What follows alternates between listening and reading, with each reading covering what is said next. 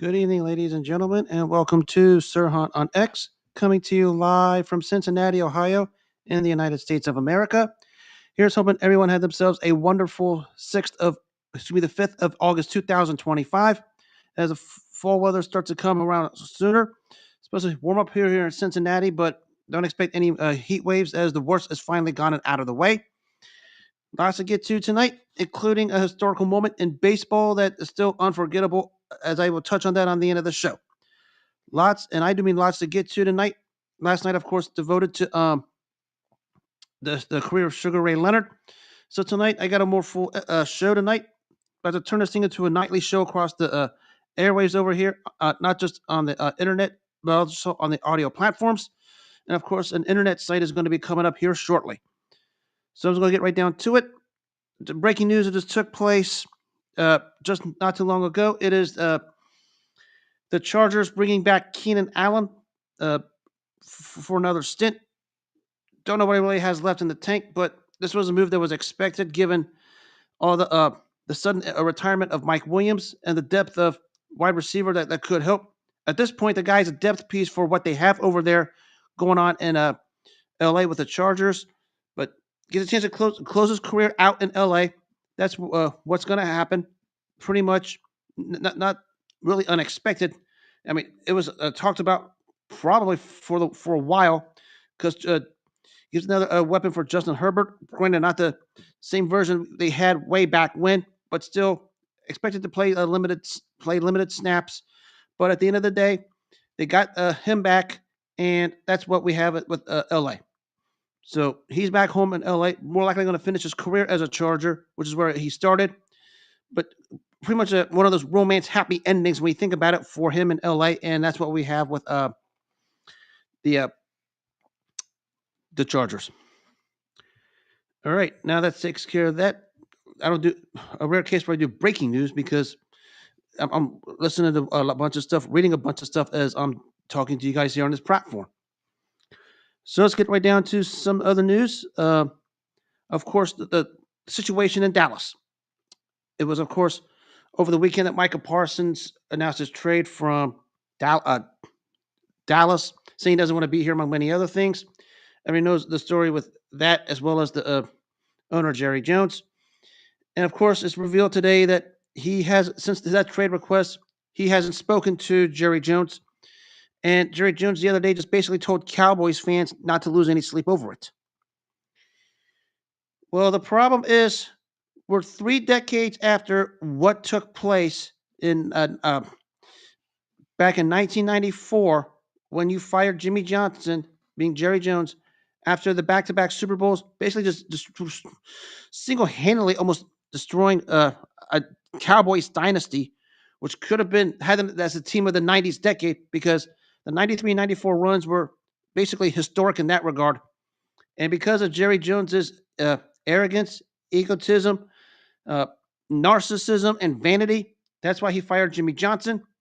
And of course, you can trace back to the beginning of the 94 season when Emmitt Smith had the holdout of the first 2 games till they lost the first 2, and it finally got Jerry Jones waking up to sign Emmitt Smith, and the rest of that was history.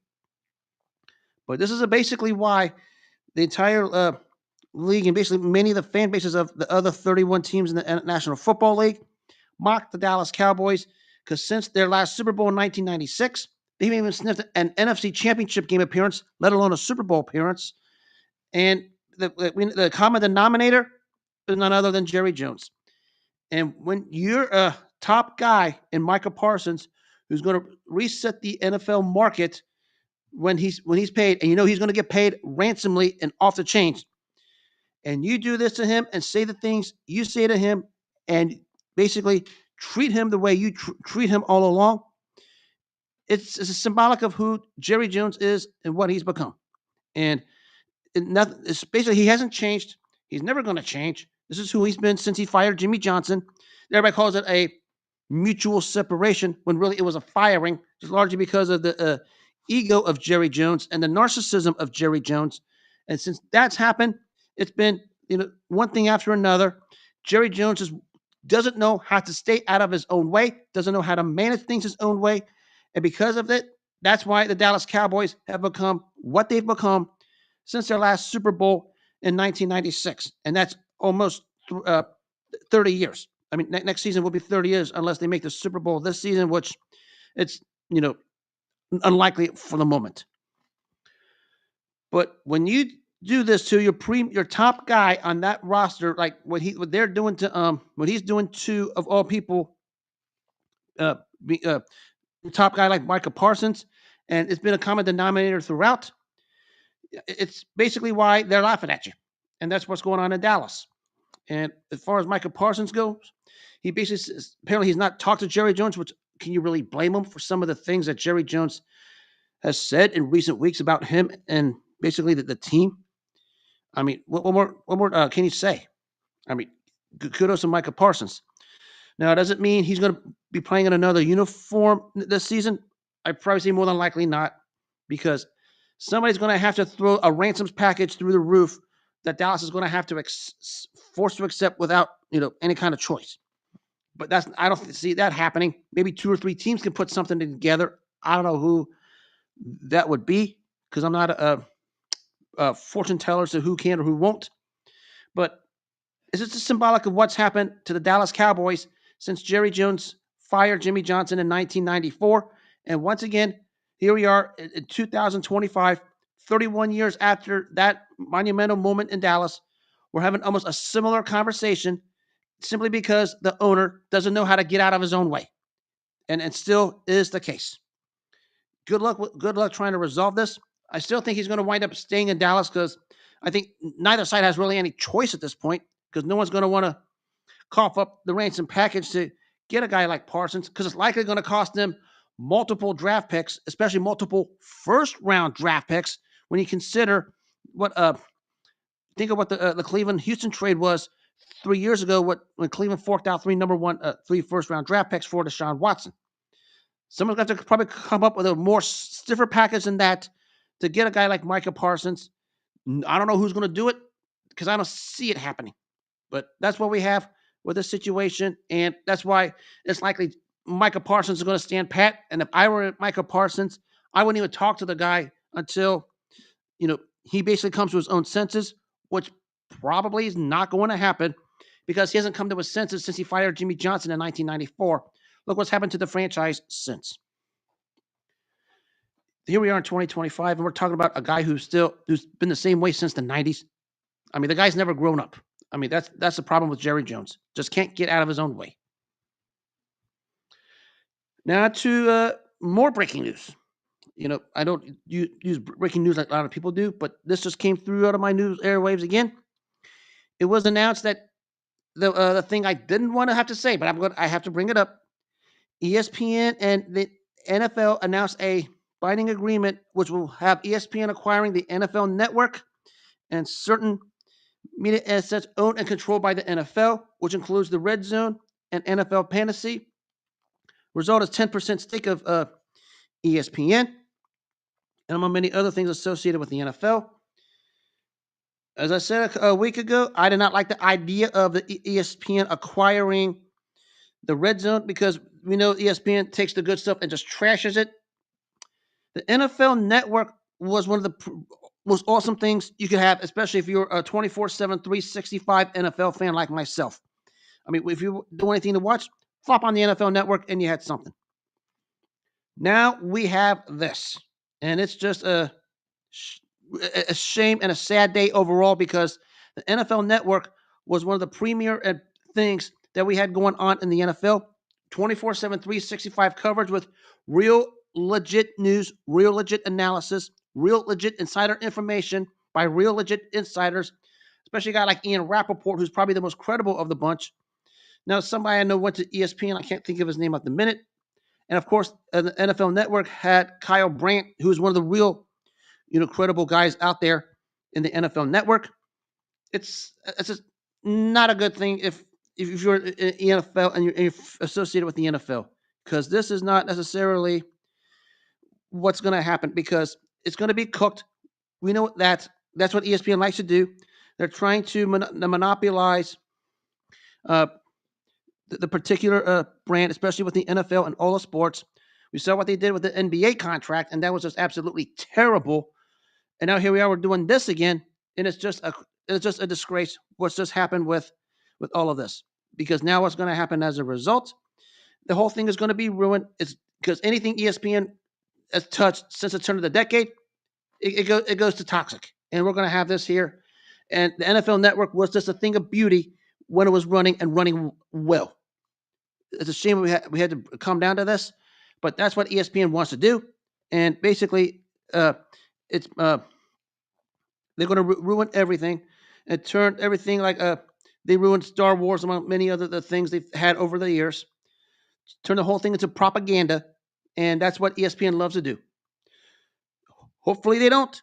Hopefully they don't. But history says they're going to. That's why I'm not, we'll see what happens. I hope not, but that's what's going to happen. Now to the clown show of the NFL. And we're talking about a real-time clown show. This is up in Cleveland. And once again, here we are having a question about their quarterback situation. Let me just break this down for you. Since he came back to the league in 1999, they've had over 105 quarterbacks. Okay, they signed 105 quarterbacks, free agency, trade, or draft. So now we add number 106, and that happens to be the former Raven Tyler Huntley. The team already has Joe Flacco on their roster. They acquired Kenny Pickett. We know the Deshaun Watson fiasco, and of course they drafted Shedeur Sanders and Dylan Gabriel. And now you add Tyler Huntley to the bunch.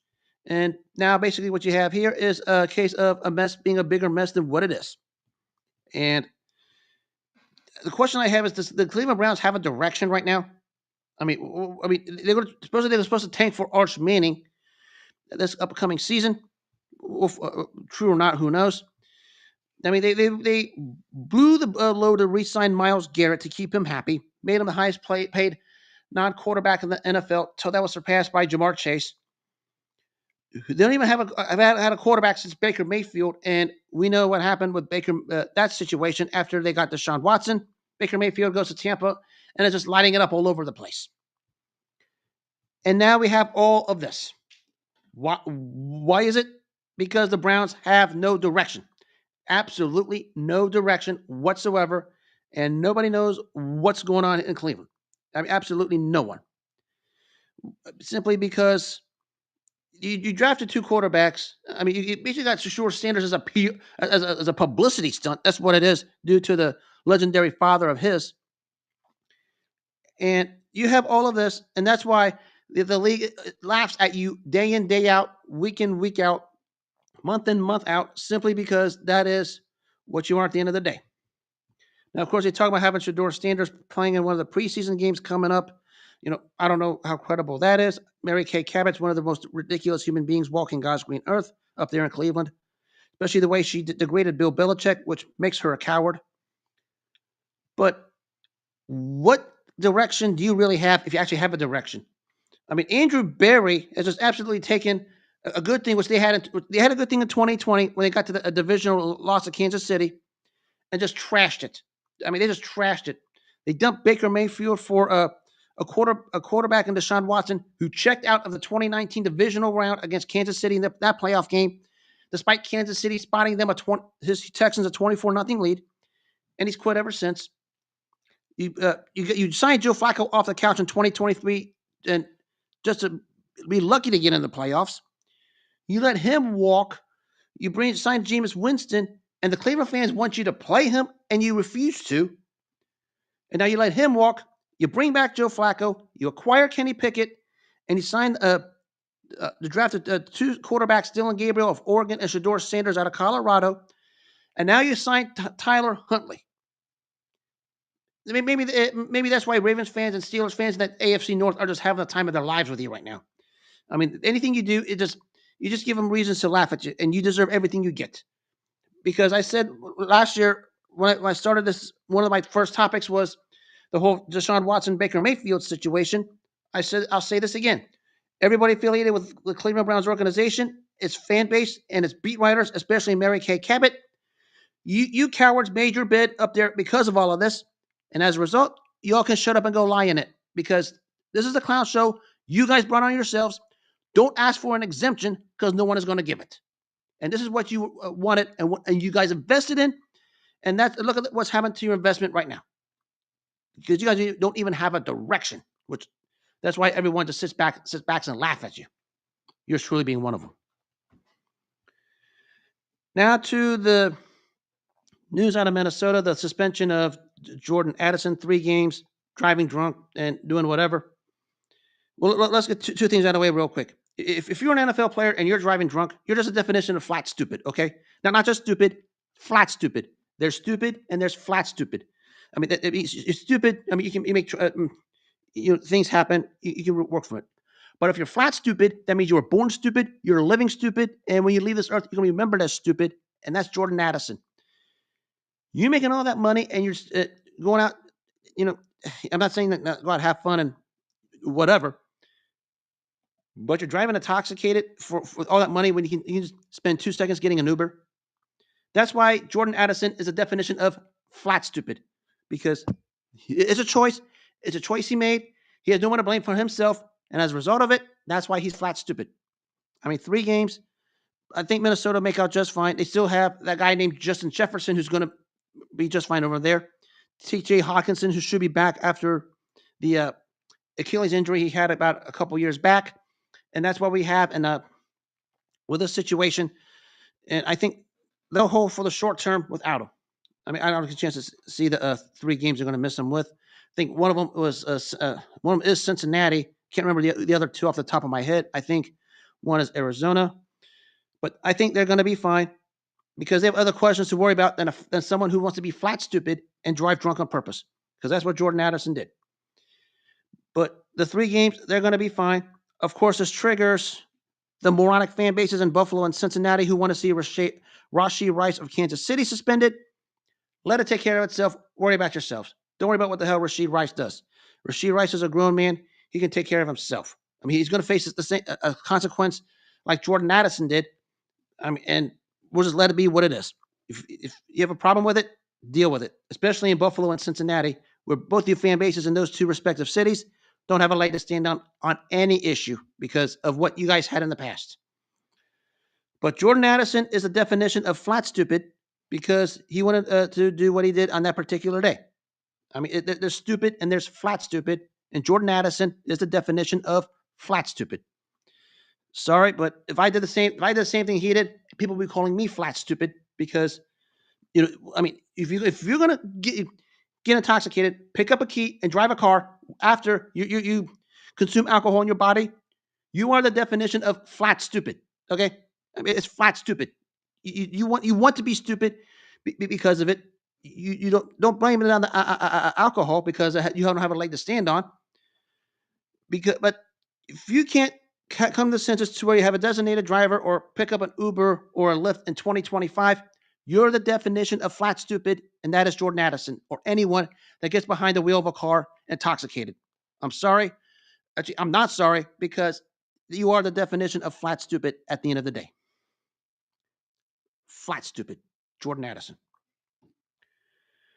Now to the craze that took place during the Hall of Fame game and is talked about the entire offseason. It's, of course, now the new measurement that's going on with the technology. They did away with the chain gang or whatever the frick they want to call themselves. I don't have a problem with it as long as everything is correct. I've always said when it comes to this, the problem is not the 10 yards of the measurement of the freaking chain. Will it be this close to a first down, that close to a first down, that close to a first down, that close to a first down. The point is where the ball is placed when the play is over. And there's always been hubs over where the ball is placed. I mean, not just one game, it's just all over the place. I mean, there's always one game somewhere in there where people are going to say the referees put the ball where it shouldn't be. I mean, that's basically the big picture. I do like this technology because it gives a more clear view of how far you need to get to the first down, because I think maybe if offenses and defenses see it, it can probably scheme up their plays a lot better. And that's what we have here with all of this. So I like it, but it's incumbent on making sure the ball is placed correctly before you go to the measurement, because that's maybe the sticking point out of all of this, simply because that is what the beef has been over the last several years when it comes to chain gang or whatever they call themselves. Of course, it's 2025. People need to get up to speed with the technology of today. I understand it. I get it. Not a problem. But as long as the call is correct and the ball is placed correctly and everything's done correctly, it shouldn't be an issue. I get it in the general sense. I know everybody in Cincinnati and Buffalo, per usual, finds something wrong with it because of Cincinnati and Buffalo. They find everything wrong with everything. But I think at the end of the day, everything is going to be just fine over there.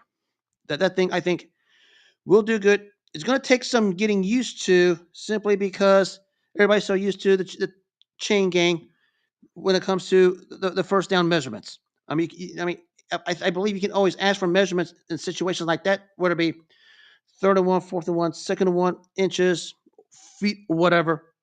But we'll see where this one goes. I might probably change my mind on the topic down the line, but as long as the ball is placed correctly, it shouldn't be an issue. But instead of letting it get to that point, why don't you just make the plays to get the first down? That's what it comes down to. If you don't want it to come down to anything like that, make sure you make the plays to get the first down. Plain and simple. Doesn't matter who the quarterback is. Doesn't matter who the running back is. Doesn't matter who the team is. Doesn't matter who the head coach is. Doesn't matter what the style looking water boys look like. Just get the first down, all right? That's what it comes down to. It's not that hard. You need 10 yards, not 9.5, not 9 3/4, not 9.9999999. 10 full yards for the first down. If you can't get it in today's NFL, something's wrong with you and your offense. Period. Now to the news of LA, and I actually like this one. The standout running back Kyren Williams getting the 3-year, $33 million extension in LA. A fixture of what Sean McVay does in that offense. We have Matthew Stafford, who's still even at this age, still a pretty darn good quarterback. Find a top 10 quarterbacks.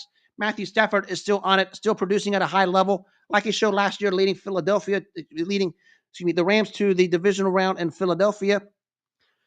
Kyren Williams, we talk about this guy. 1,299 yards, 14 touchdowns on 182 receiving yards and 2 more receiving touchdowns. One of the tops when it comes to touchdowns from scrimmage since he's come into the league. A very versatile back who can basically do it all. He can run, catch out of the backfield. Perfect for what Sean McVay does with that offense. And we talk about the receivers with Puka Nacua and the new acquisition, Devontae Adams, who's an upgrade over Cooper Kupp, and he's going to help Nacua and Williams and Stafford as the season goes on. And he still has a lot more game left than people think. But Kyren Williams getting compensated ransomly and well, and he's a perfect fit for what they do over there in LA. A great utility back, brings it all. One of the rare cases of a running back who can be if you want to call this, a 4-down back. But we consider how the offense is run under Sean McVay in LA with the Rams, and consider, still Matthew Stafford still has much more game left than people think. And you have receivers like Nacua and Adams on that roster. Kyren Williams is going to get his, and he's going to make an impact. That's why they won the division last year, and that's why they're probably going to be the favorites to win the NFC West again, because because of his impact as well as some of the other players on the Rams offense. Of course, the big thing is, can Matthew Stafford hold up at this age, which is always going to be a question. But he showed last year when he's right, he's still as good as any quarterback in the NFL. Not in the elite level like Mahomes, Allen, and Lamar Jackson, but still a pretty darn good quarterback. And for what they have in LA with the Rams, more than good enough. And speaking of Lamar Jackson, it was announced by that guy, Ricky or whatever the frick he calls himself. But I'll give him his due. He's knocked it out of the ballpark with some of his news. He's basically coming out here and saying that Lamar Jackson is going to be given an extension that's going to make him the highest paid quarterback in the NFL. Of course, it sets fireworks all over the place when it comes to him. Does he deserve it? Does he not deserve it? It's the economics of the NFL. We all know this. When one guy gets paid at the top dollar, you're going to have everyone thinking we're worth more than the guy that gets paid the top dollar. And Lamar Jackson is obviously, his play the last couple years showed it. Everybody talks about the postseason. I get it. Nothing wrong with it. But he's certainly worthy of it simply because, look at what his value to the Baltimore Ravens when he's come back from the injury hit seasons in 2021 and 22. I mean, you could argue should have been back-to-back MVPs, but got Baltimore to the AFC title game and the divisional round last season. I mean, he did something right.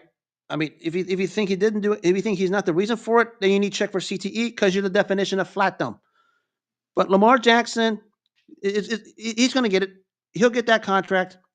And given what took place with the collusion that was revealed with the NFL and NFLPA in the findings not too long ago against Lamar Jackson, I expect something to be done and to be done at a very, very swift level here because Lamar Jackson is going to probably use that as a bargaining chip to tell the Ravens brass, look at what happened. Now he's going to have the final say. I mean, I expect something to be done.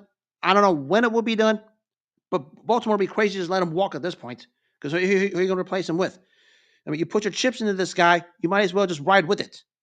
I mean, yeah, he had not the greatest playoff success. I mean, his record speaks for itself. I get it. But a lot of the blame goes on more on John Harbaugh than Lamar Jackson because Harbaugh just basically mismanaged a lot of good teams and good rosters. But I expect Lamar Jackson to get that dollar that he wants. They say he'll get it, not a matter of if, but a matter of when. Who knows when the when is going to be because I have no clue. But he'll get it. I mean, much to the chagrin of a lot of the other fans with elite quarterbacks, but maybe you should be satisfied with what you guys have in your own respective teams, because some of you guys have elite level quarterbacks, most notably Kansas City and Buffalo with Patrick Mahomes and Josh Allen respectively. And I've said when you talk about elite quarterbacks, there's only three that stand out. That's Mahomes, Allen, and Jackson. Allen got his contract. I'm sure Mahomes and the Chiefs will get theirs taken care of, and Baltimore and Lamar Jackson will have theirs taken care of. That's the definition of elite quarterbacks. And I expect Lamar Jackson's to be done. Don't know when, but it will. And last topic in my NFL segment before I sway into boxing. Everybody's favorite time of the year is, of course, training camp. And, of course, we have joint practices. And, of course, there was a melee that took place between Baltimore and Indy where I guess Nate Wiggins was tossed out because he was throwing punches. All kinds of reports out of there. I don't know. I don't watch training camp because I don't, overrate training camp like a lot of people do, especially in Cincinnati, who does it the worst. But joint practices, this happens all the time. Okay, this happens all the time. I mean, it happens in practices between their own teams. I mean, the offensive versus defenses. I mean, it happens all the time. I mean, this thing is all over the place when it comes to opinion. Some's fine with it, some isn't fine with it. It is what it is. I mean, and of course, with Nate Wiggins and whatever, okay, it happened. Is it worth going crazy over, especially for the good or bad in Baltimore? Not really, because I think he'll be fine when the season starts. Apparently he got torched by AD Mitchell, who's a pretty darn good wide receiver opposite Michael Pittman. But I think Nate Wiggins is going to be fine. The whole thing is just joint practice. It happens all the time in even practices among their own teams. I mean, we see all the time where skirmishes take place and the coaching staff and the players have to break everybody up. I get it, both sides of it, but it is what it is at this point. I wasn't necessarily a fan of it because 3 years ago, there was a joint practice between the Rams and the Bengals after the Super Bowl 56. They had it here in Cincinnati, and we know how that transpired in the end. But everything turned out okay. I expect with this one, with both the Ravens and the Colts, everything's going to be okay for both teams, especially Baltimore. As Allen Iverson would say, we're talking about practice. That's all you need to know. Now to the world of boxing. Breaking news that took place, as I found out just before I started. The postponement of Tank Davis-Lamont Roach. No surprise, because we saw what happened the first time. We saw what happened. Everybody knows what happened, and nobody can deny it. I mean, the footage is out there. It was proven. And we know Tank Davis does not want the smoke. Everybody knows he doesn't want that smoke because Lamont Roach was coming for him and coming for him hard, and he knew it. That's why this happened.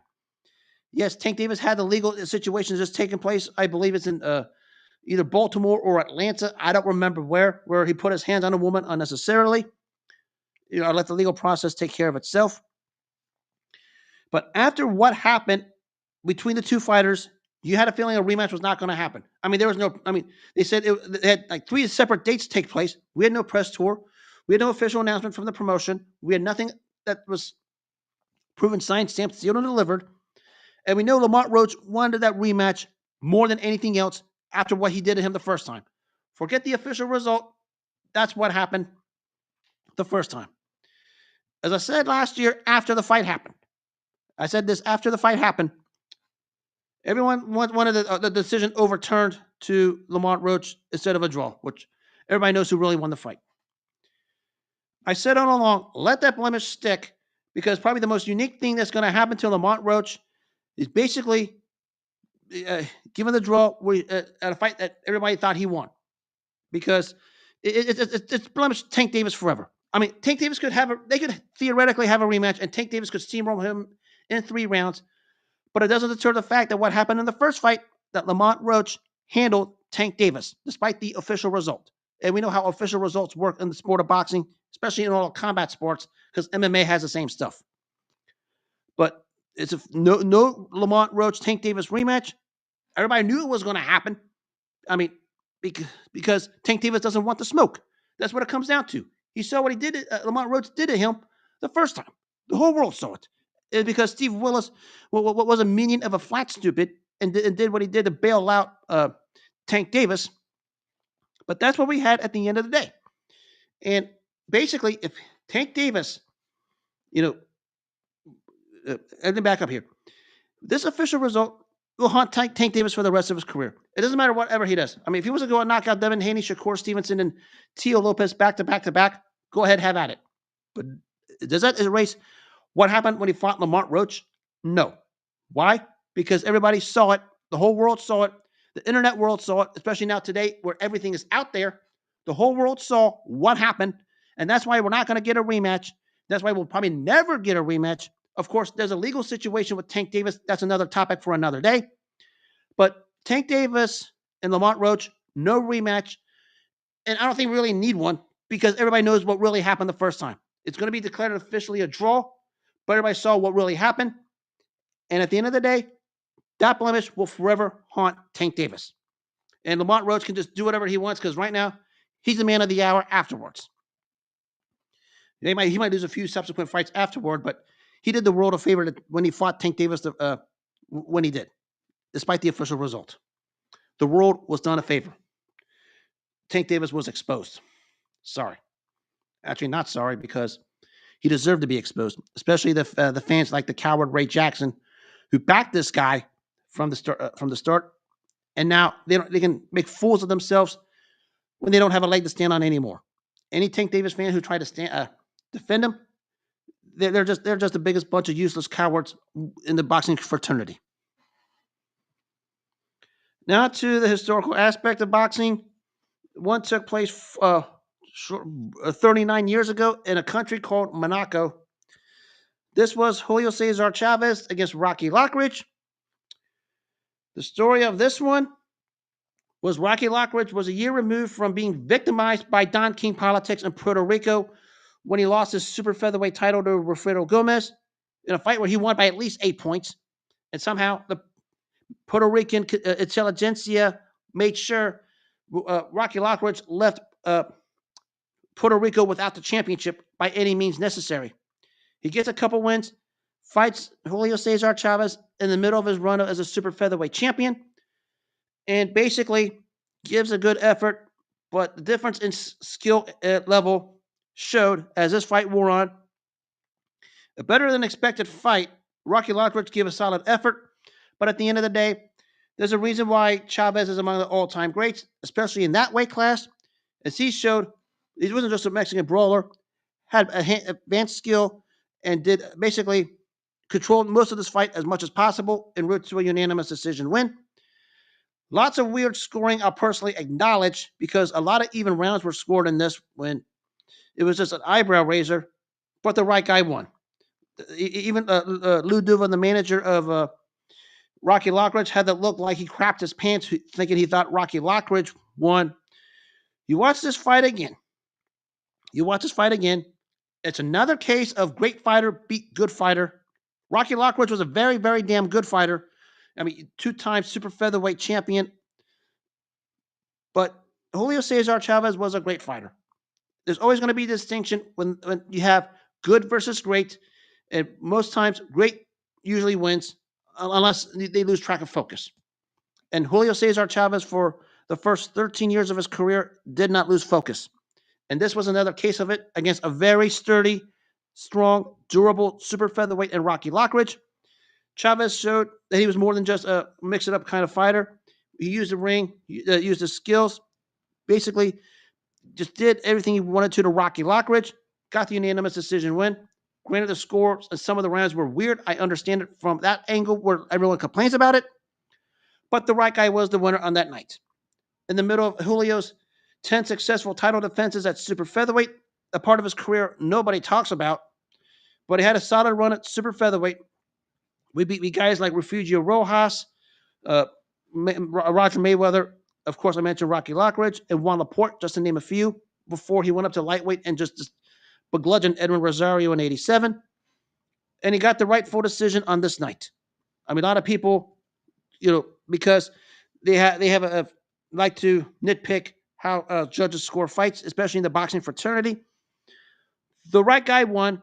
Granted, some of the rounds were scored weirdly, but Chavez was the right winner in a very good and competitive super featherweight championship fight, as Lockridge tried to win back a super featherweight championship after losing it to Don King Politics in Puerto Rico a year before. But that's what happened in Monaco 39 years ago. Julio Cesar Chavez, in the middle of his run as super featherweight champ, fighting the tough, durable, and strong Rocky Lockridge in a tougher than expected fight.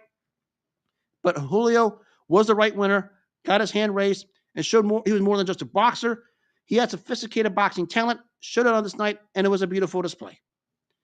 Lockridge was a hell of a fighter. I mean, there was no fight you could get in the ring with Lockridge and think he was just going to lay down. He gave his honest effort every time he fought. And speaking of honest efforts and tough fights, we got a wild one that took place in Atlantic City in 1990. It was exactly 35 years ago today on free TV, CBS Sports Sunday. It was Ray Mercer versus Bert Cooper. Ray Mercer, the late bloomer, of course, had a military background, won the gold medal in the 88 Olympics, where he just pasted his opponent without even blinking. I mean, he won the gold medal just wiping the opponent out in one round.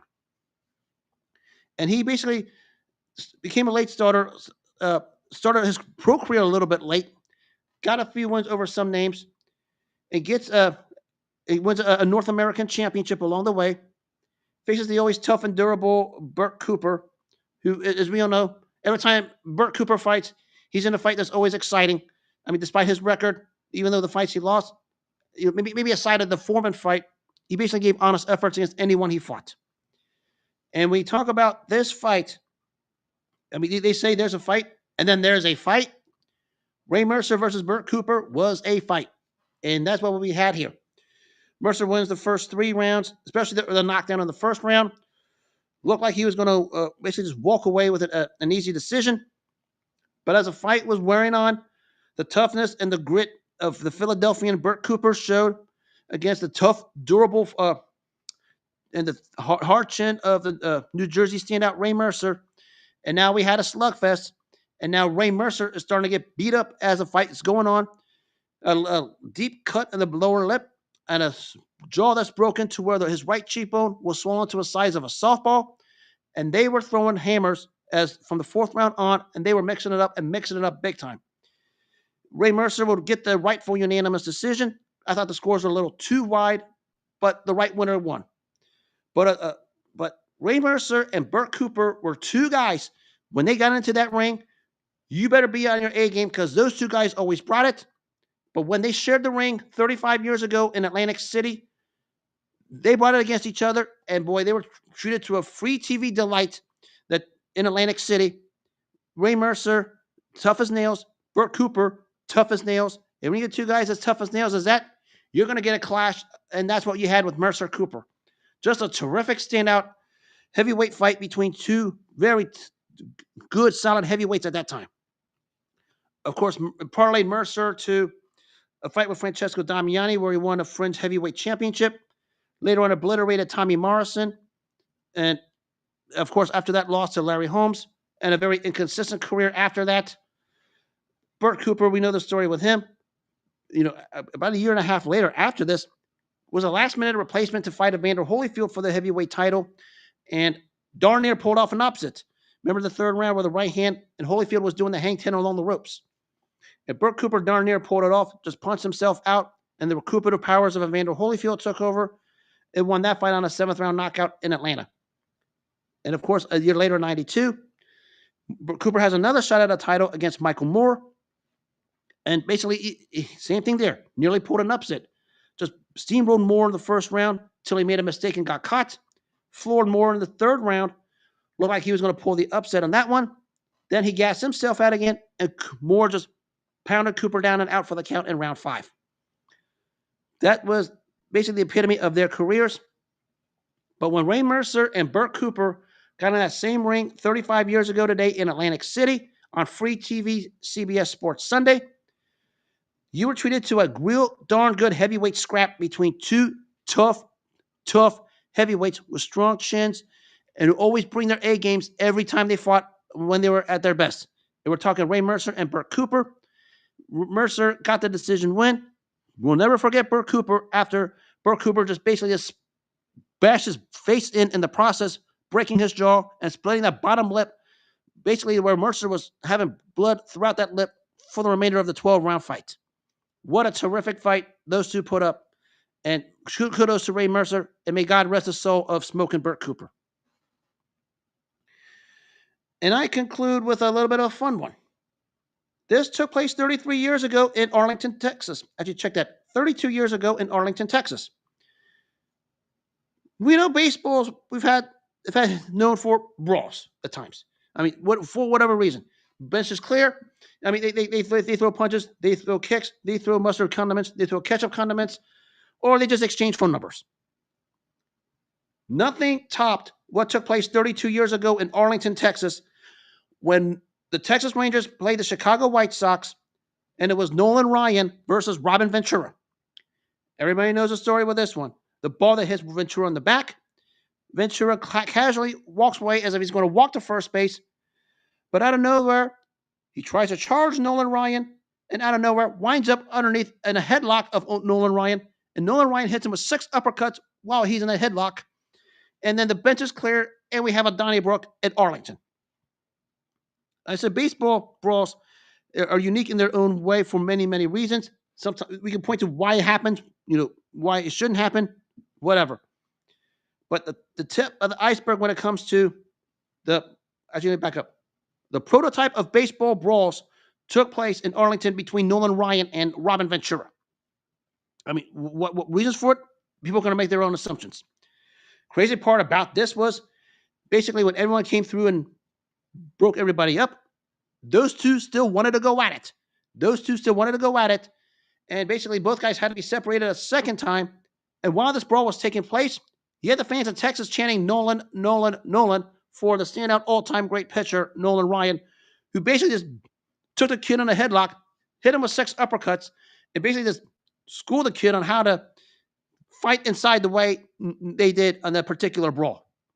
Actually, some people will say Ventura telegraphed that charge to go underneath the Nolan Ryan. I guess he tried to grab him or something, but it didn't matter. I mean, the kid just got schooled by the 43-year-old at the time, Nolan Ryan. I mean, their careers, Nolan Ryan, one of the premier pitchers maybe in baseball history for many reasons. Ventura turned out to have a solid career himself. But the biggest irony that took place in 2012 was when Robin Ventura was hired as the manager of the White Sox. His first series was against the Texas Rangers, and the Texas Ranger organization, as the president of baseball operations, was none other than Nolan Ryan. That whole thing went full circle within, I think, 19 years. The Basically, the prototypical baseball brawl took place in Arlington 32 years ago when Nolan Ryan and Robin Ventura clashed, and basically Nolan Ryan just beat the kid up. I mean, there's no way they say it. 43-year-old man who's was still an elite level pitcher, just beat up Robin Ventura, and basically the whole thing just was absolutely chaos afterward. They tried to go at it in the middle of all that brawl again, had to be broken up again, had the fans chanting Nolan, Nolan, Nolan in Texas because you know how much the Texas Rangers loved Nolan Ryan, one of the premier players in the history of that franchise. But what a crazy and chaotic scene that took place with these two guys 32 years ago today. And we talk about all the all-time baseball brawls. Probably this one is number one, given everything that took, everything, circumstances up to that point. But I don't know how you would go back to the dugout if you're Robin Ventura trying to charge a 43-year-old guy and having your face bashed in with 6 uppercuts in the middle of a headlock. I mean, come on. I mean, poor Robin Ventura. Now, of course, later on, it was revealed both guys made amends for everything that took place. I mean, but it will forever be part of their history, what took place 32 years ago today in that wild brawl in Arlington, Texas between Nolan Ryan and Robin Ventura. I mean, I gotta say though, the arms of Nolan Ryan when he had a 43 was absolutely insane. I mean, the way he grappled Robin Ventura on that headlock, I couldn't see Robin Ventura's head. But of course, here's Robin Ventura throwing punches on his head. Nolan Ryan throwing punches on Robin Ventura's head, and then everything comes all over the place. And basically, both benches just dump all on one another like an avalanche, trying to break the whole thing. And they try to go at it a second time in the middle of all of that. Now, that was a brawl. And I don't think we'll see a baseball brawl nowhere near close. Yes, there was one with Cincinnati and Pittsburgh when Yasiel Puig was going at every member of the Pittsburgh Pirates.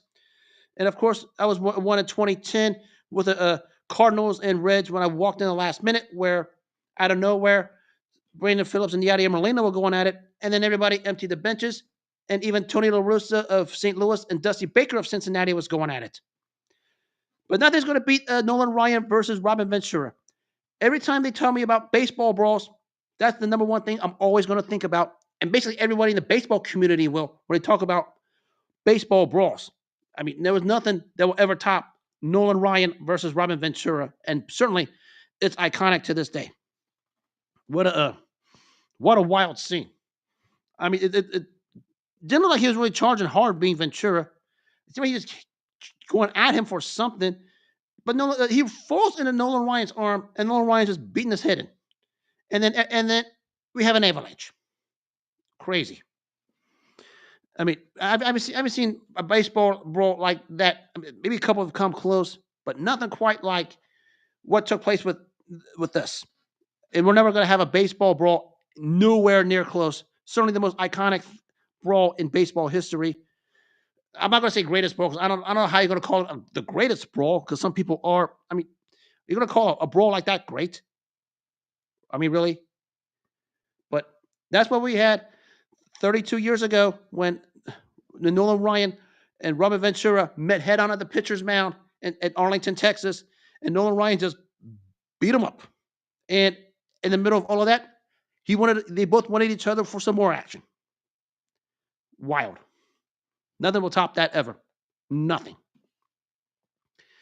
And that'll wrap up this edition of Sirhan on X.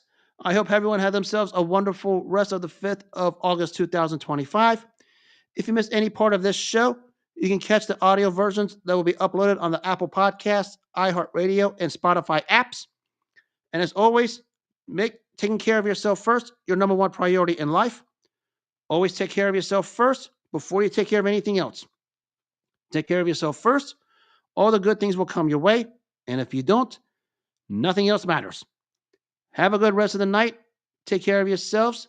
God bless, and I'll see you soon.